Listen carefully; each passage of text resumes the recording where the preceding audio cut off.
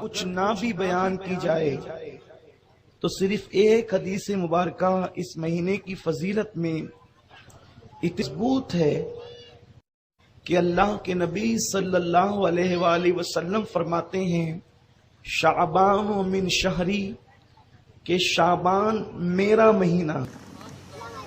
جس علیہ وآلہ وسلم نے کہا وہ ماہ مبارک کی برکتیں کیا ہوگی، اور جو آنے والی شب ہے اس کو شب برات ہم اور آپ کہتے ہیں۔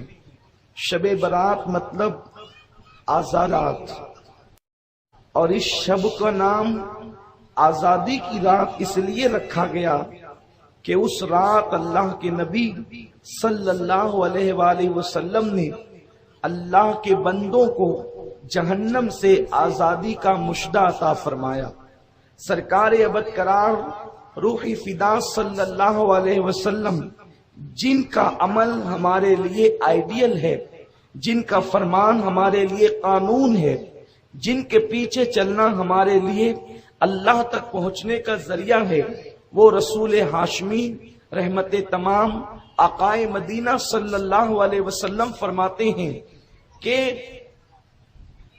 شعبان کی 15ویں شب میں اللہ تبارک و تعالی بنو کلب کی بکریوں کے بالوں کی تعداد کے برابر اپنے بندوں کو جہنم سے آزاد فرماتا ہے، اور اسی آزادی کی بنیاد پر اس کو لیلۃ البرات کہا گیا ہے، آزادی کی رات۔ میرے پیارے آقا دیوانوں پر اس وقت کچھ لوگوں کو مغالطہ ہے کہ آخر یہ شب برات کا ثبوت کہاں سے ہے، شب برات کہاں سے ہے۔ اول چیز تو یہ ہے کہ ہم نے جب سے آنکھ کھولی تب سے، ہمارے باپ داداؤں نے تب سے آنکھ کھولی تب سے، ان کے باپ داداؤں نے آنکھ کھولی تب سے ہم دیکھ رہے ہیں کہ ہمارے اسلاف مسلسل شب برات کو مناتے چلے آ رہے ہیں۔ یعنی جو دور رسالت سے قریب تر تھا، اس دور میں شب برات کو منایا جاتا تھا، یعنی 15ویں شب کو اللہ تعالی کی عبادت کی جاتی تھی، نوافل کا اہتمام کیا جاتا تھا، رب کی بارگاہ میں توبہ اور استغفار کیا جاتا تھا۔ میرے پیارے آقا صلی اللہ علیہ وسلم کے پیارے دیوانوں، لیکن کم نصیبی یہ ہے کہ جیسے جیسے زمانہ، جیسے جیسے لوگ اللہ کے نبی صلی اللہ علیہ وسلم سے دور ہوتے جا رہے ہیں، آقائے کریم کے زمانے سے زمانہ دور ہوتا جا رہا ہے، محرومیاں بڑھتی جا رہی ہے، اسلام سے تعلق کمزور سے کمزور تر ہوتا جا رہا ہے۔ اس درمیان میں شیطان نے ہمارے درمیان ایسے فتنے، فسق و فجور پیدا کر دیے کہ اب شکوک و شبہات پیدا ہو رہے ہیں۔ میرے پیارے آقا صلی اللہ علیہ وسلم کے پیارے دیوانوں، جہاں تک بات ہے کیا شب برات صحابہ کرام نے منائی، میں آپ سے عرض کروں گا بات یہی تو ہے۔ ہم نے دراصل حدیث کا مطالعہ نہیں کیا، احادیث پر نگاہیں ہماری نہیں ہے۔ اگر ہم قرآن اور حدیث کا بڑی باریک بینی کے ساتھ مطالعہ کریں گے تو پتہ چلے گا۔ آپ دیکھیں، ایک مثال کے ذریعے سے سمجھاتا ہوں کہ ایک مرتبہ اللہ کے نبی صلی اللہ علیہ وآلہ وسلم کی محفل میں ایک بدبو ظاہر ہوئی، ایک بھیانک بدبو ظاہر ہوئی۔ آقائے کریم صلی اللہ علیہ وسلم کے صحابہ اس بدبو سے بے چین ہو گئے۔ سرکار بدبو کس چیز کی ہے؟ یہ جو بدبو آ رہی ہے یہ کس چیز کی آ رہی ہے؟ صحابہ نے عرض کیا اللہ جانے اور اس کا رسول جانے۔ دیکھیں صحابہ کا انداز کتنا حسین ہے، ان کا عقیدہ، ان کا نظریہ کتنا واضح ہے کہ وہ کسی بھی معاملے میں یہ ایمان رکھتے تھے کہ اللہ جانتا ہے اور اللہ کے بتائے سے اللہ کا محبوب جانتا ہے۔ اس لیے کہ جب کسی کو یار بنایا جاتا ہے تو اس سے ذات نہیں چھپائی جاتی تو بات کیا چھپائی جائے گی۔ تو اللہ نے اپنے محبوب کو بہت کچھ عطا کیا، بلکہ یہاں تک فرمایا انا اعطیناکل کوثر، اے محبوب ہم نے ساری کثرتیں تجھے عطا کر دی، بلکہ حبیب ہم بھی تیرے ہو گئے۔ آپ غور فرمائیں، جب خدا ان کا ہو جائے تو اب دنیا کی کون سی چیز ہے جو مصطفیٰ جان رحمت کی نہیں؟ تو آقا کریم صلی اللہ علیہ وسلم کے سوال کرنے پر میرے صحابہ یہ بدبو کائے کی ہے؟ صحابہ نے عرض کی آقا اللہ جانے اور اس کا رسول جانے۔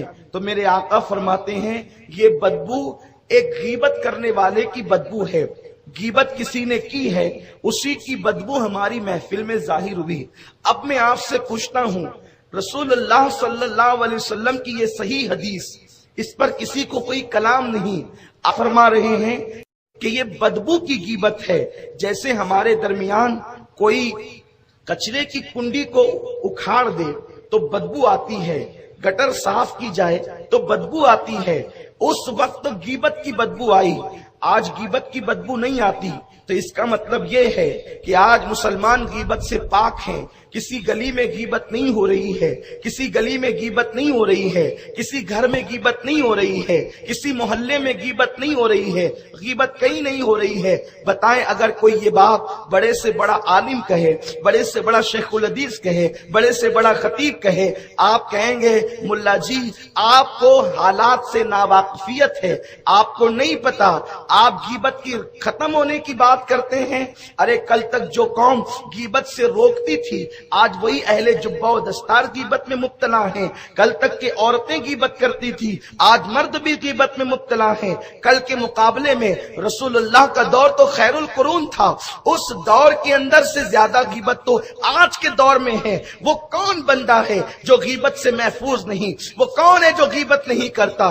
غیبت کی ڈیفینیشن اتنی ہے کہ کسی مومن کے پیٹھ پیچھے اس کے بارے میں ایسی بات کریں کہ اگر آپ اس کے منہ پہ کرتے تو اس کے دل کو تکلیف پہنچتی، اسی کا نام غیبت ہے۔ میرے پیارے آقا علیہ السلام کے پیارے دیوانوں، بتاؤ دنیا میں غیبت ہو رہی ہے کہ نہیں ہو رہی ہے؟ بتاؤ دنیا کے اندر غیبت ہے کہ نہیں ہے؟ گھر گھر غیبت عام ہے، گھر گھر جو ہے محلہ محلہ غیبت عام ہے، بلکہ اب تو اللہ کے گھر میں بیٹھ کر بھی غیبتیں ہوتی ہے، مسند درس پر بیٹھ کر بھی غیبت ہوتی ہے۔ پھر مجھے بتاؤ وہ بدبو کیوں نہیں آتی جو رسول اللہ کی محفل میں آئی تھی؟ وہ محفل رسول میں جو بدبو آئی تھی وہ آج کی محفلوں میں کیوں نہیں آتی؟ اس کی وجہ یہ ہے کہ جو انسان صاف ستھرے ماحول میں رہتا ہے اور اچانک وہ بدبودار ماحول میں چلا جائے تو اس کو بدبو کا احساس ہوتا ہے، لیکن انسان اگر بدبودار ماحول میں رہتے رہتے اتنا عادی ہو جاتا ہے بدبو کا کہ اس کی ناک کے کیڑے مر جاتے ہیں، پھر اس کو بدبو نہیں آتی اور وہ وہاں پر شان سے جیتا ہے۔ اچھے ماحول سے بدبو میں آنے والا اپنی ناک پر ہاتھ رکھ کر کے آتا ہے، لیکن وہ بندہ جو بدبو کے ماحول میں رہتا ہے اسے بدبو کا احساس نہیں ہوتا۔ تو صحابہ کرام کا ماحول بدبو سے پاک تھا، اس لیے غیبت سے پاک تھا، اس لیے انہیں غیبت کی بدبو آ گئی۔ اور آج کا معاشرہ غیبت غیبت غیبت اتنی بدبو پہلے سے موجود ہے کہ اب ہماری ناک اس بدبو کو، غیبت کی بدبو کو محسوس نہیں کرتی۔ تو اب یہ کہنا کہ صحابہ کی محفل میں غیبت کی بدبو آئی تھی، اگر آج بدبو نہیں آتی تو میں نہیں مانتا کہ دنیا میں غیبت نہیں